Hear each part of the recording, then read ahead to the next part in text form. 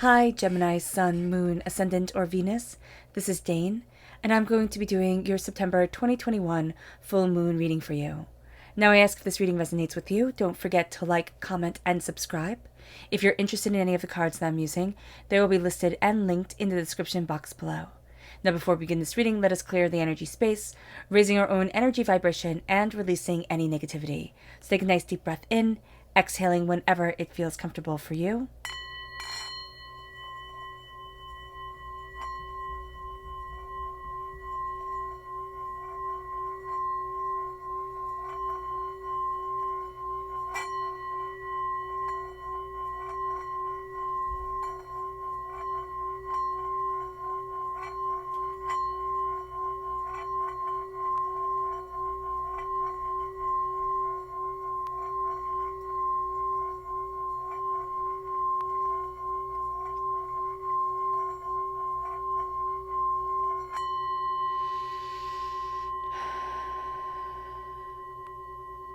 Releasing all negativity from the body like storm clouds.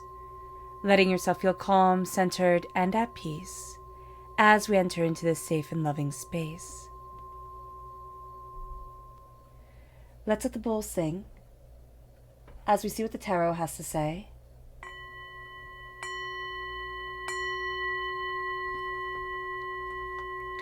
How will Gemini be affected by the September 2021 full moon? Angels and spirit guides, show me clearly. Guide this reading and show me clearly. Angels and spirit guides. Angels and spirit guides. Angels and spirit guides, show me clearly. Guide this reading and show me clearly. Angels and spirit guides. Angels and spirit guides.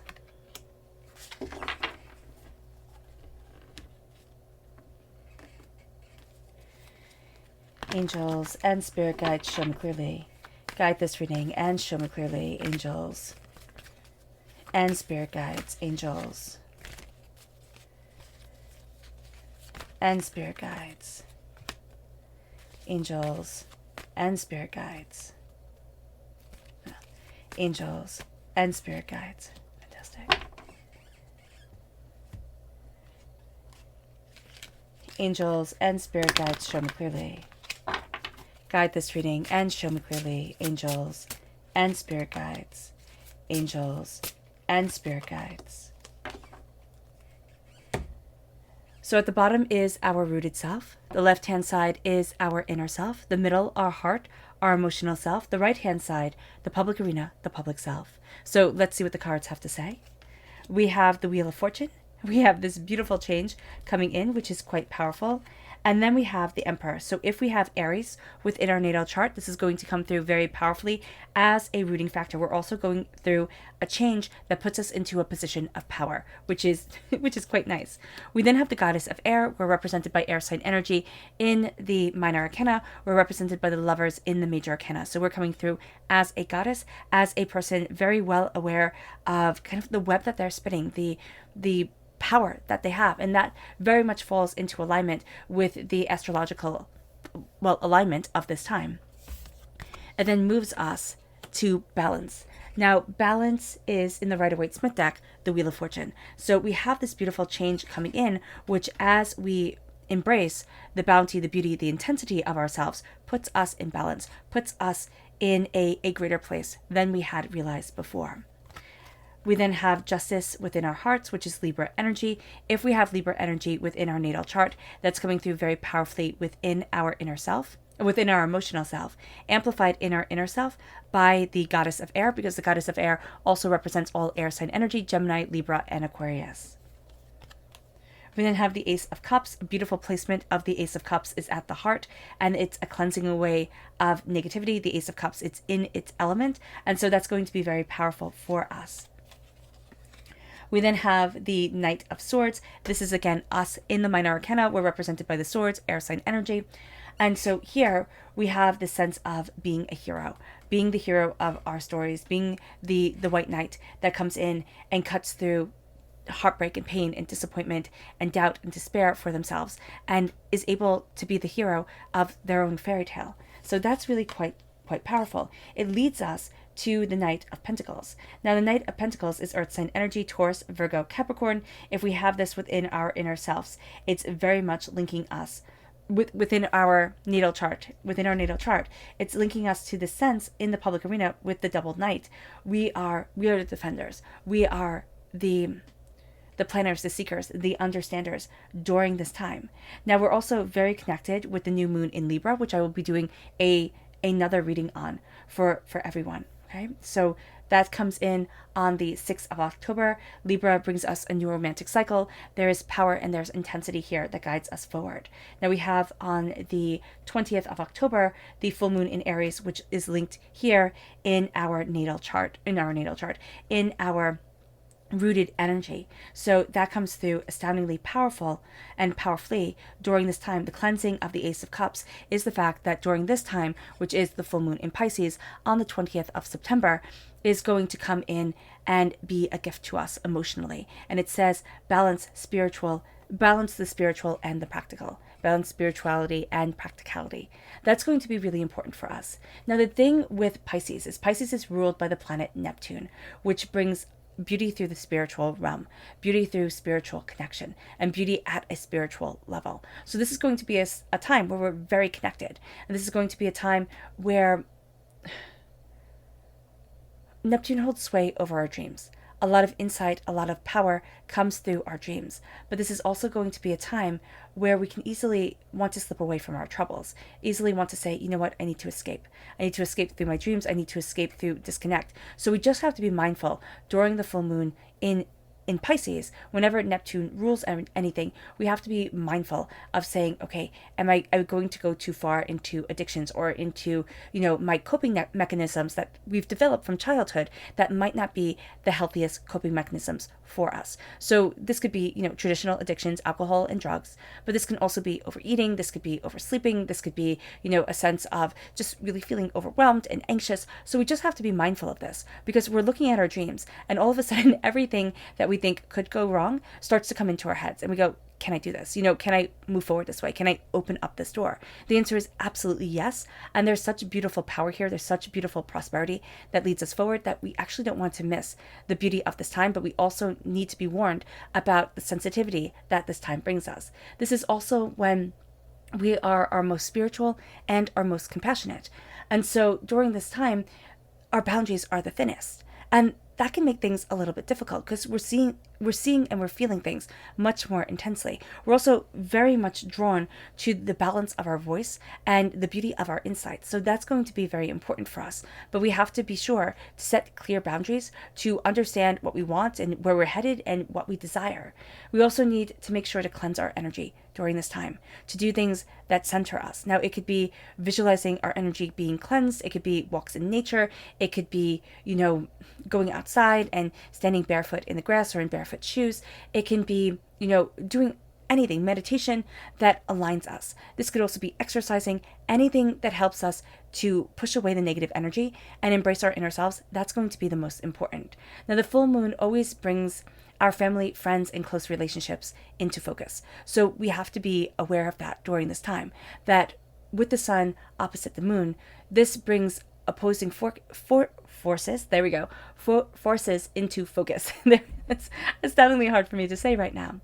And so with this can come an energy drain. It can come a time where we definitely want to try to make everything balanced, and we're not going to seem to get it as balanced as we want. With the inner self, with Libra, and with the new moon in Libra, we're very drawn to things being balanced. Also, we're drawn to the fact that things are changing.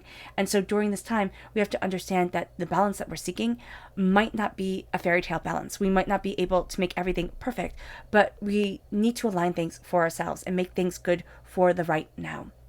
Also, our emotional awareness and our intuition is going to be at its peak. Mercury is going to be trine Jupiter, which is absolutely amazing. This brings us optimism, generosity, there we go, generosity, good luck, and good news.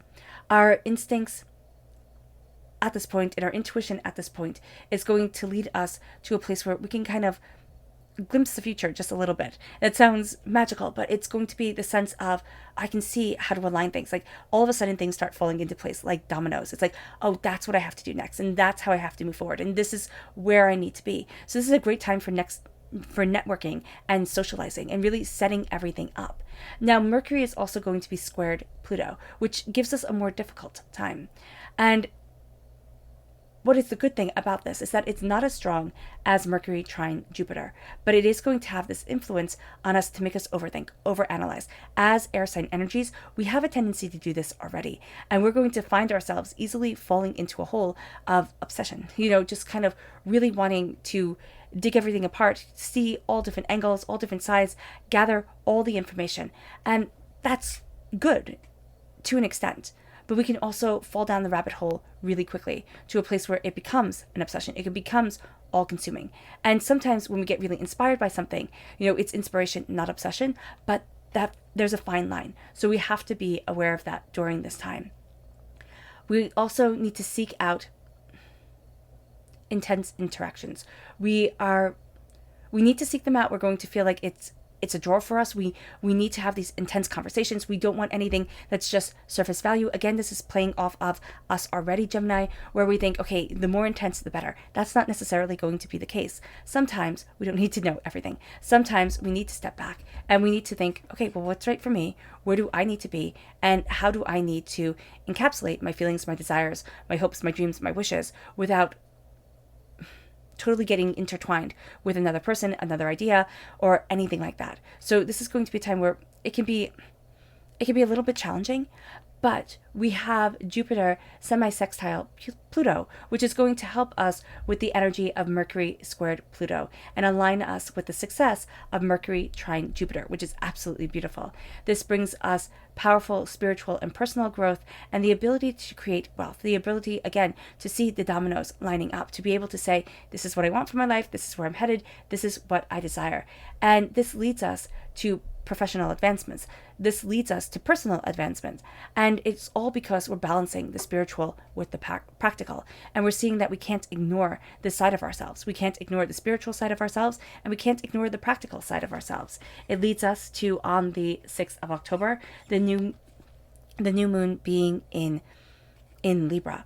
And it says a new romantic cycle begins. It's like, I'm finding this balance. I'm finding this understanding.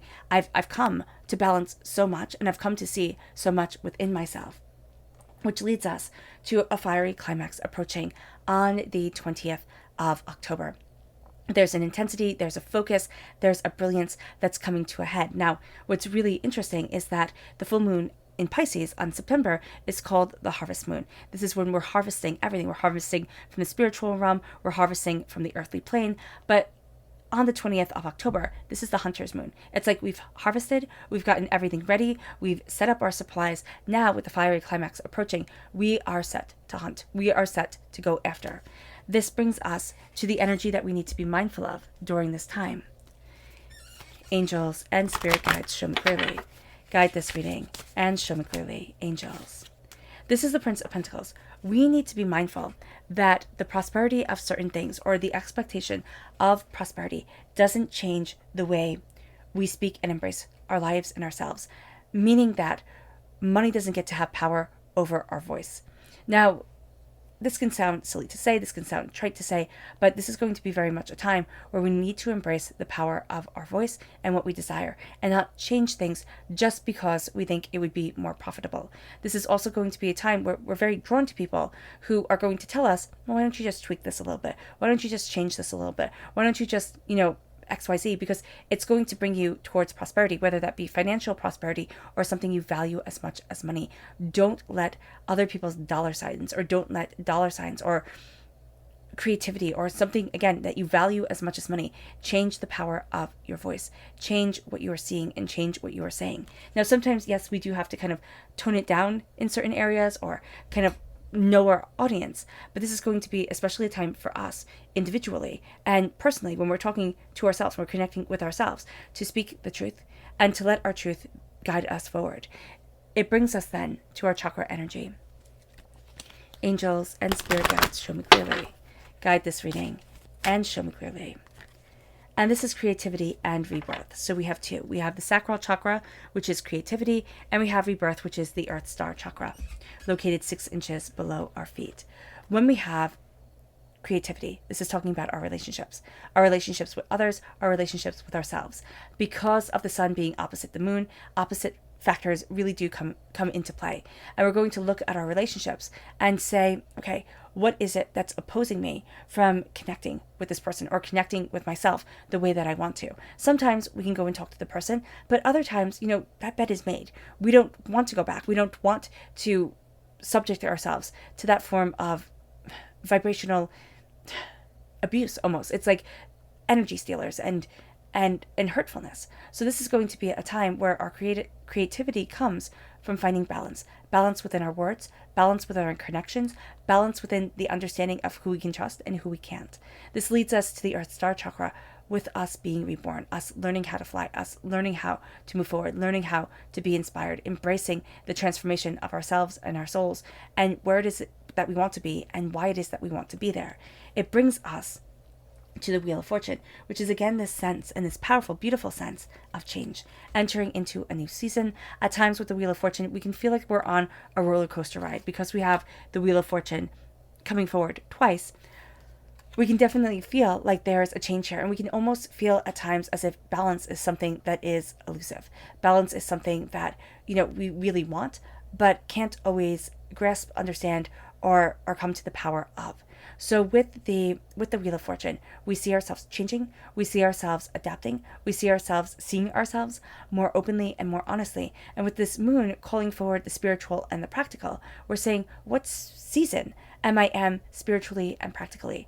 And that sounds like maybe a silly thing to say, but there's going to be such an importance of saying, where am I spiritually? And it could be in a summer, and practically, we could be in a winter, we could be in a time that's very trying, or, that's slower and calmer and a little bit cozier. So we have to look at these things and expect the unexpected to come forward and see things in a light that maybe we hadn't seen them before. So as things are changing and as we are changing and we're becoming respectful of that change, there's going to be also a part of us that doesn't want to be respectful of the change, doesn't want to be on the roller coaster ride anymore. We think, I'm done. I just want my balance. I just want my connection. I just want what I want now.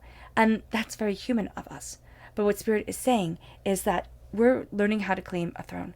We're learning how to kind of rule a kingdom. It might be a kingdom of one, but that kingdom of one is vitally important because it is our kingdom and the only kingdom we will ever inhabit. And so it's saying here, we have to learn the power of our voice, the intensity of our instincts, what we desire, what we want, and what we need, and how we're moving ourselves forward. This then brings us to the Emperor. It brings us to a place where we claim a throne that we forgot we had. We claim a throne we didn't think could ever be ours. We claim this intense, powerful understanding of our voice, our instincts, our desires, what we want, and what we love from life. This is also going to be a time where we might have been kind of wishy-washy about things, on the fence about things, going back and forth. And now there's just a intenseness to us. There's this ferocity to us that says, no, this is what I want, this is what I need, this is what where I'm headed, and this is why. So with Gemini energy, people often look at us and say, wow, Geminis are flighty. If you read things about Geminis, that's one of the things that people say about us. But we're not flighty. We know what we don't like, and it's usually very quickly that we learn, I don't like that, it's not right for me, I'm moving on.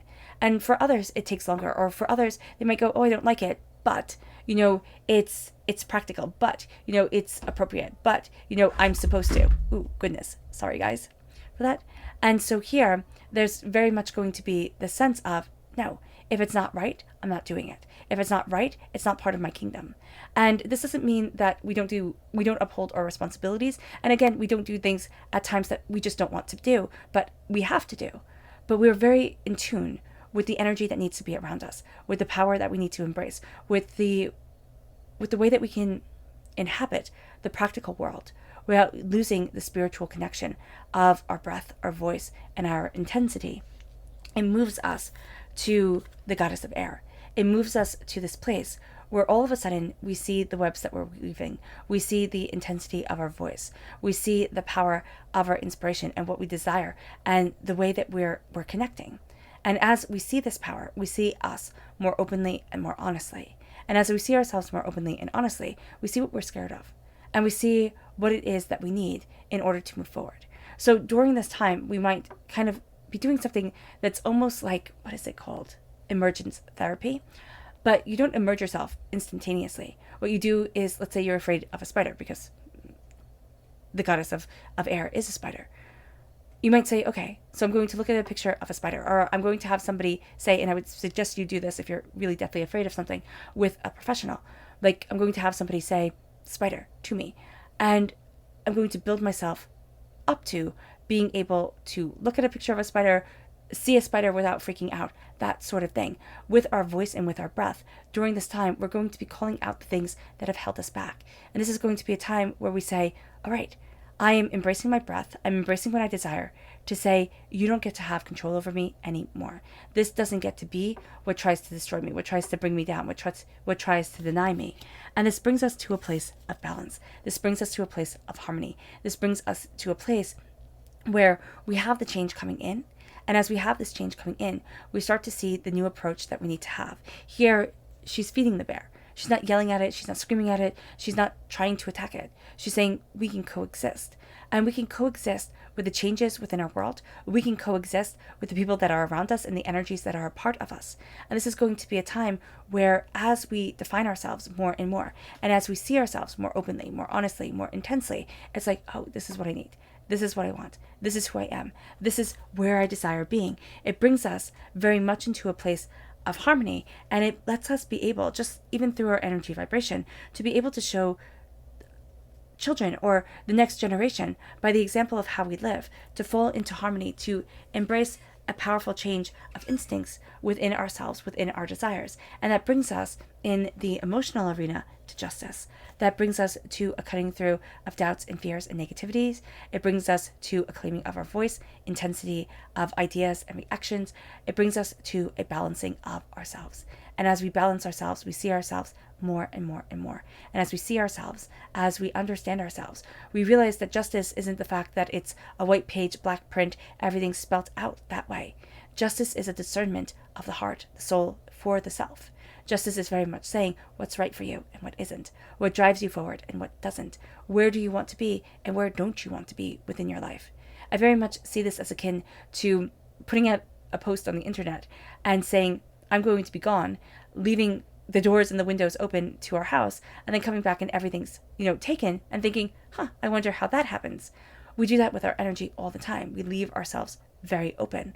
Nobody tells us that it's important to safeguard our energies, to safeguard our hearts, to, not become rigid, not become stone, but to say, I'm worth more than what people are giving me, or I'm worth something. And so here I get to be discerning with the energy that I let into my life, with the people that I'm connecting to, with the ways that I'm connecting. It's not wrong of me. It is a powerful tool for me to say, this is what I want in my life and this is what I do not. It leads us then to the Ace of Cups. It leads us to this beautiful healing love that washes away doubts, fears, and negativity, that looks at us and says, what has been holding your heart heavy? What has been keeping you from moving forward in love, from connecting with what your soul desires, with what your heart desires, with who you truly are, spiritually, personally, and powerfully. And as this comes in, it can lead us to feeling very sensitive during this moon, especially during the 2-week phase after this moon, which is when, again, the intensity of the moon is at its highest. We feel the pull of this Pisces energy. We feel the pull of our dreams. We can feel the pull of dreams that weren't realized. And we can start to get really hard on ourselves. So we have to be mindful of that. Instead of pushing ourselves down or beating ourselves down, it's like, no, I get to embrace this healing. I get to embrace this dream in a different way, through a different form of success and prosperity and power. And there gets to be a power and a beauty and a connection for me and the dreams that I have, for me and the way that I'm moving my heart forward, for me, period. It moves us then to being the Knight of Swords. In the public arena, we're warriors. We are the Knight of Swords and we're the Knight of Pentacles. We're the Knight of our voice and our thoughts. We're the Knight of ourselves. We're the person who stands up and says, this is right, this is wrong, this is how I'm moving forward, this isn't. We're also the Knight of our prosperity. We're the Knight of what we value as much as money, if not money itself. And this is going to be a time where we see ourselves moving forward. we see ourselves claiming an avenue. We didn't think we had the power of voice, the power of instincts, the power of ideas to claim. And so it's going to be intrinsically important to us during this time to open up the door. It's going to be intrinsically important to us to not be rash, to not be reactionary, which is the warning of the Knight of Swords. Sometimes, Gemini, as an air sign energy, we can be astoundingly reactionary to things. We could be the gust of wind blowing things down, and then we can step back and be like, that might have been too much. Or, I let so many other things come into play instead of just dealing with that one issue by itself. So this is going to be a time for us where we cut through doubts and fears, where we slay the demons, slay the dragons that are hoarding away our blessings and our desires, and we rise, we ascend, and awaken the part of us that has been asleep for too long. It's very much the Sleeping Beauty parable or story, but with ourselves as both the hero and the rescued. And so here we are going to find ourselves embracing that tale, embracing that way forward, finding out where we stand and why we stand there, what we love and what we desire, and where it is that we need to be. It all comes through the mind. Our voice is going to be powerfully important. The words that we say to ourselves when we think nobody is listening, the words that we say to others, the way that we embrace our ideas and our passions and our mind, that is going to be important. So we have to be very mindful of our thoughts. We have to be very mindful of our words. And as we are so, the Knight of Pentacles comes into play, and this is prosperity and success. This is slowly and steadily building and nurturing the seeds that have been planted. Now, whether they be seeds that were planted by somebody else, or whether they're seeds that we ourselves have planted, that we desire, we also have to be mindful that we're not protecting and nourishing seeds that are poisonous, seeds that are going to, strangle the garden that we have. So what this is saying is during this time, we have to be mindful of what we're nurturing within us, what we are protecting. And sometimes, even though it sounds incongruous, we protect that which tries to destroy us, because it is the fear that we think, but this is just part of life. It is the part of life that we think, this has always been a part of me, this fear, this doubt, and I'm protecting myself. I'm not hiding myself away, I'm just protecting myself. And yes, that can be true. But we also have to see what part of us is being held back because of the fear of how we project to others, like how others see us, how others perceive us, how others, connect with us. And so during this time, we have to really be mindful of what we are growing and how we are prospering, and what that prosperous ideal is for us. And it's not to live in doubt or in fear or in having to protect our right to be successful, having to keep on saying, no, I'm fighting for this success. No, I'm fighting for this success. It's like, open the door to your success. And it will not be such an arduous battle. What Spirit is trying to say here is that as we say, but this is me, it might still be intense. It might still be overwhelming. We might still find that we have to protect ourselves as we move forward. But if we make it a constant battle all the time, or if we are protecting the parts of us that say, oh no, you can't do it, and we're saying, no, that's important. I have to see that truth. I have to see what that person said about me, or understand that weakness, because I have to prove it wrong. The only thing that we are going to wind up doing is hurting and harming ourselves instead of building the prosperity that we need. Now let's see what the moon has to say for herself. Angels and spirit guides, show me clearly. Guide this reading and show me clearly. Angels and spirit guides. Angels and spirit guides. Angels and spirit guides, show me clearly. Guide this reading and show me clearly.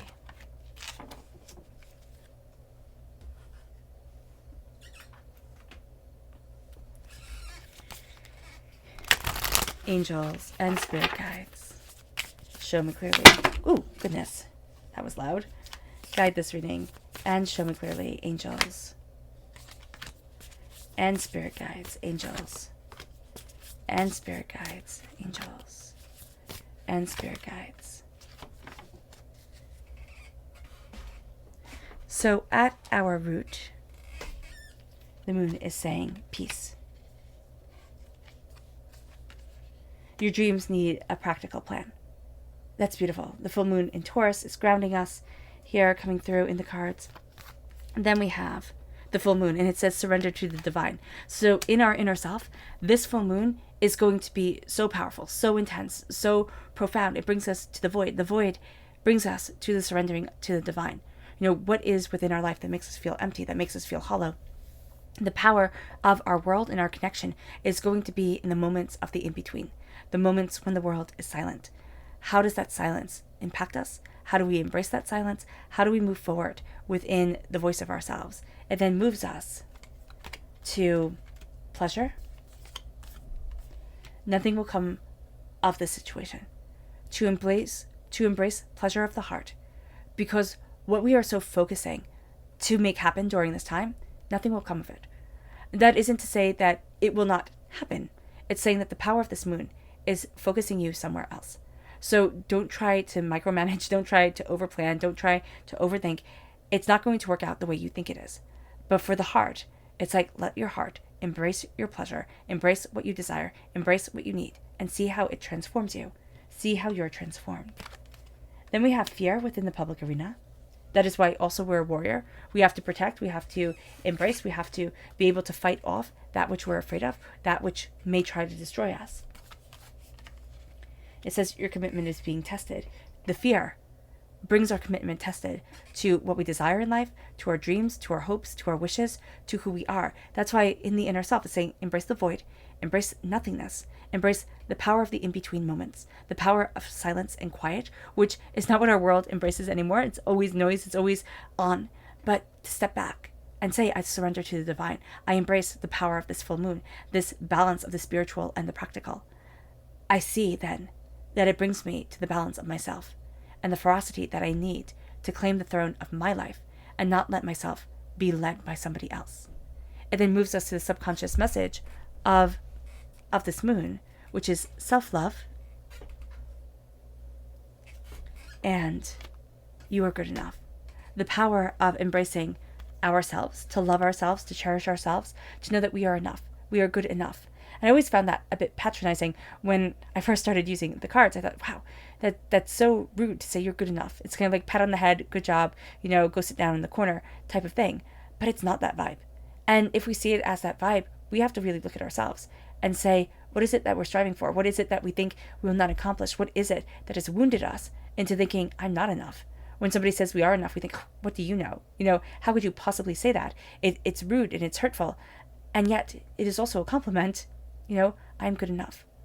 I'm enough right here and right now. I will change. I will grow. I will become different. I might look at my ideas and my ideals a decade from now and think, what the heck was I thinking? But this is where I stand now. This is the beauty of my love, of myself, of what I desire. And it moves us then to the subconscious rooted message, which is the devil. This is Capricorn energy. Capricorn is very interesting because in the Rider-Waite-Smith deck, it's very much the opposite imagery of the lovers. The lovers are the two people standing with the angel, kind of with the angel blessing them, right? The devil, one has the tree with the serpent, one has the flaming bush. The devil, on the other hand, is the devil holding the chain around two people's necks. A male and a female standing in the same position pretty much. And them being chained to their earthly desires, them being chained to the devil itself, them being chained to doubts and fears and addictions. During this time, what we're looking at is the opposing factor of what we love, of what elevates, enlightens, and inspires our hearts, of what moves us forward and embraces what we desire from life. The devil comes in and the devil tempts us. The devil says, how do you deal with your addictions? How do you deal with your hurts and your pains? What are your negative coping mechanisms that are going to come in and try to destroy you, try to hold you back, try to hold you down? This is going to be a time where we look the devil straight in the eye and say, no, there is no place for you here. In our inner selves, we are connecting quite profoundly with the earthly plane and all its temptations, good, bad, and indifferent. And we're saying, that which tries to lower my energy vibration, that which tries to knock me down and drag me out and keep me from the reason why I was put on this earth, I'm not following you. Or I'm not following you anymore. It depends on where we are in our journey. I am moving forward to be the hero of the story and to embrace my power. And it brings us then to our inner self. And that is initiation, which in the Rider-Waite-Smith deck is the magician. How are we preparing ourselves for the magic within? How are we aligning ourselves to embrace the power, the beauty, the intensity of our creation, of our inspiration, of our desire, of our voice, of our intentions? The initiation comes. The inspiration comes. We are the magician. We stand before the altar of our existence. It's very much like an ancient initiation practice, or even a modern initiation practice, to be able to join whatever group you want to join. Are you cleansing yourself? Are you purifying yourself? What does that look like to you? This is all about the individual. So how are we making our individual vessels aligned with what our soul greatly desires and what our heart desperately needs? How are we flying forward in a sense, being inspired by that which others fear? Because we have the crow or the raven, and there's a sense of brilliance coming to us because ravens are some of the smartest birds.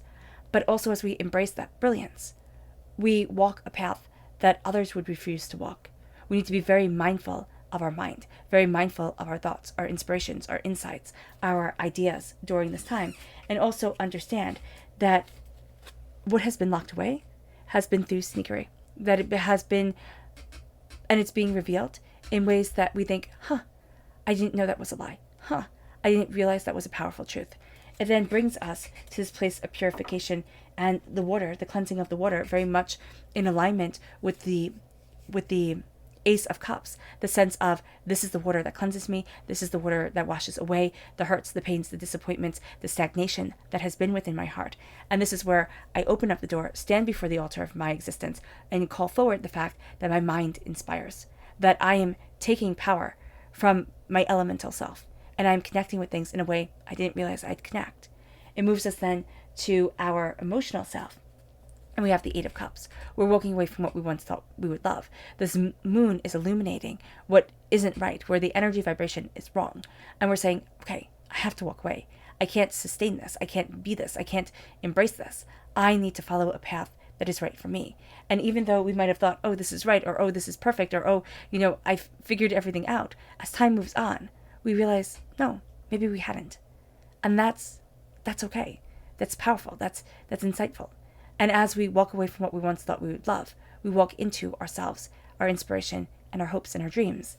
It brings us then, or at least to the Wheel of Fortune, the changing of the seasons, the changing of our path, the changing of what's needed. Because what's needed in the summer is not the same gear or outfits or anything that's needed in the dead of winter. It then moves us to our subconscious inner self. Public arena self. And that's the Nine of Cups. This says good fortune, which is what's coming with Mercury trine Jupiter. Good fortune, prosperity, optimism, good luck, good news. It's like, okay, blessings are coming forward. With the Nine of Cups, this is a sense of wishes being granted. This is a sense of aligning towards dreams and desires and hopes and loves, and seeing that the hard work, the dedication, that's paying off. There's a sense of, there is power, there is brilliance, and there is intensity to me that I didn't realize before. And as I embrace this luck, as I embrace this joy, everybody else is going to be able to see it before I am myself. Everybody else is going to know the path that I should walk, or at least have a really good idea of the path that I should walk and the voice that I should embrace before I myself see that this is the right path for me. All right, Gemini. I hope this reading has resonated with you. I wish you nothing but light, love, peace, and happiness. May harmony always be with you. I am sending loving, healing energy to each and every one of you. I love you all, and stay safe. Let's end this reading with a meditation, a clearing away of negative energy, a raising of our positive energy as we embrace the power and the beauty of this full moon. So take a nice deep breath in, exhaling whenever it feels comfortable for you.